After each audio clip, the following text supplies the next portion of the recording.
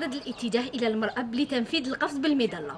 على كل رياضي الذهاب إلى المخزن وجلب معدات الخاصة بالقفز. عندنا متكونة من معدات منطقة الإنزال اللي هي كم الريح، أداة تحديد اتجاه الريح، علامة تحديد اتجاه الإنزال، والمعدات الخاصة بكل رياضي اللي هي المظلة، الخوذة، محدد الارتفاع، والنظارات والقفازات.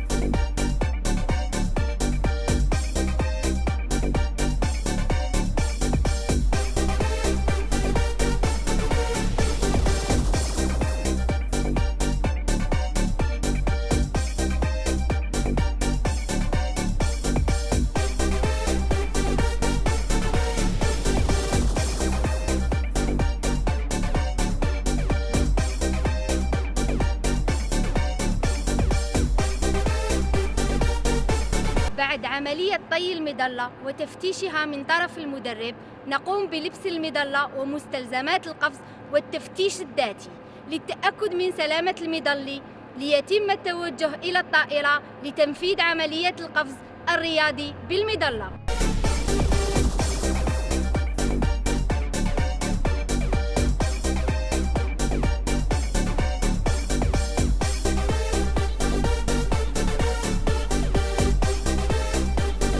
نحن على أتم الاستعداد للقفز بالمظلة الرياضية بإرادة وعزيمة قوية لإتمام المهمة بنجاح.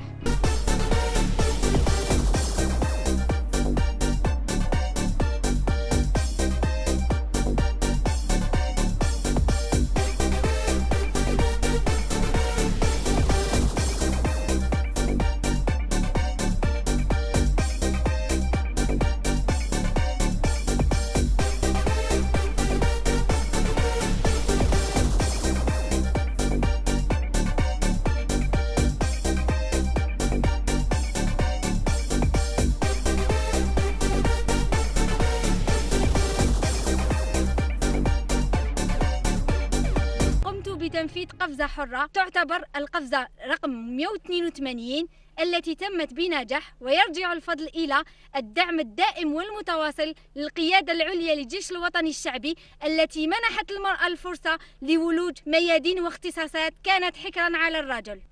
أطمح إلى المشاركة في منافسات وطنية ودولية لتشريف الجيش الوطني الشعبي ورفع العلم الوطني عاليا في المحافل الدولية.